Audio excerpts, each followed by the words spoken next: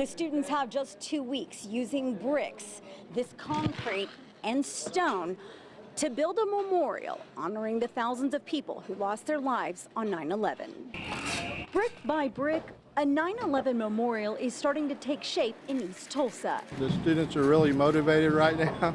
It's a big first project for masonry students at Tulsa Community College, and their hearts are in it. We decided to make a tribute wall to Engine 54. Each year since 2002, Chauncey Keela's masonry students have designed and constructed a unique 9/11 memorial. This year, it's in honor of Engine 54. You came out last year and you did your story about Christopher Santora, and so we wanted to make it really meaningful this year. Last year, we took you to New York, where we visited Engine 54 Ladder 4 Battalion 9. They lost 15 firefighters on 9/11, more than any other firehouse in the city. Among them, Christopher Santora. More than 1,000 miles away in Tulsa, these students are hard at work to honor Christopher and so many others. Most of all, what keeps them motivated is that it's such a meaningful project for them. Amongst the male students, you can't miss Holly Turner, but don't let the pink hair fool you. She's a big part of the team working to build the memorial. I feel like not enough people remember actually 9/11 to its detail. I was a really young child, but I still am impacted by it. Most of these students were babies when 9/11 happened.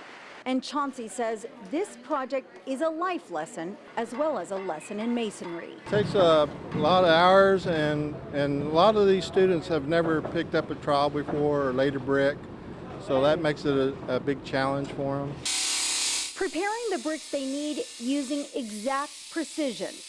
The memorial will include the Twin Towers, the Pentagon, and Flight 93. What does it mean to you to be able to provide the community with such a meaningful tribute on one of our darkest days in history? Well, I think it's important that these students remember 9/11 because it's the way it's changed our world today, that we live in. The memorial will also include footprints leading up to their design of the Twin Towers. They will symbolize the firefighters who ran to the Twin Towers to help, but never came out. Reporting in East Tulsa, covering news that matters, I'm Tiffany Alaniz, Fox 23 News.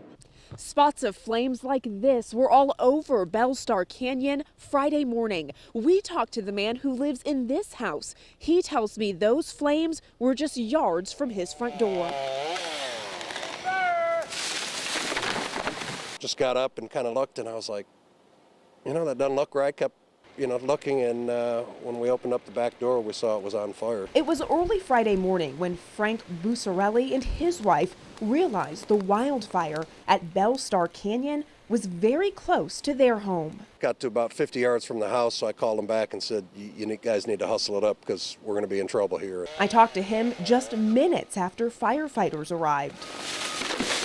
My wife and I started with the hoses and just wetting everything down and hoping that it didn't go any further. And then visited with him again after they made sure his property was safe. They did kind of a back burn and stopped it, and hopefully the wind will die down and we'll be okay. Their home was one of 15 fire crews say were in the fire zone. They stationed their trucks by these houses to make sure everyone's property was safe. Our house is less than 10 months old, so, we didn't want anything to happen. The fire chief says this all started with an out-of-control fire when someone was burning a brush pile. I know my 20 acres, I've walked a lot of it today, and it's pretty much burned. They have been working around the clock since 10 Thursday morning and spent the day in Purim putting out hot spots.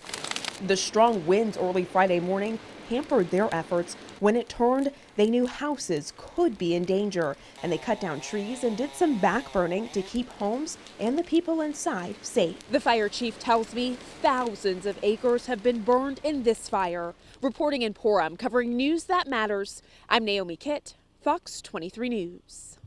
Been praying since we heard about it. It's incredible to see how the Branson community is already coming together after the duck boat tragedy Thursday night. An off-duty sheriff's deputy and a woman from Tulsa were among those on the Branson Belle who jumped into the water working to rescue people. I talked to the woman over the phone who described that there were screens on the windows preventing people from getting out of the boat, except for one open window towards the front. My crew was there immediately. This happened so fast. Mitch Shoup from nearby State Park Marina got to the scene within minutes, but was too late. But his crew still went to work and recovered 3 of the bodies onto their boat. I think that was the goal with everybody. Let's do whatever we can do to help their families. So that's why we were there. Many say they're extremely heartbroken over this tragedy and sending continual prayers for the families of the victims. And many are hoping the ongoing investigation will bring some answers as to why this might have happened. We're just working together this time to try to figure out exactly what did happen. We're a family town and we're a family business, and we all have families, and we can't imagine what they're going through right now, so our heart just breaks for everybody.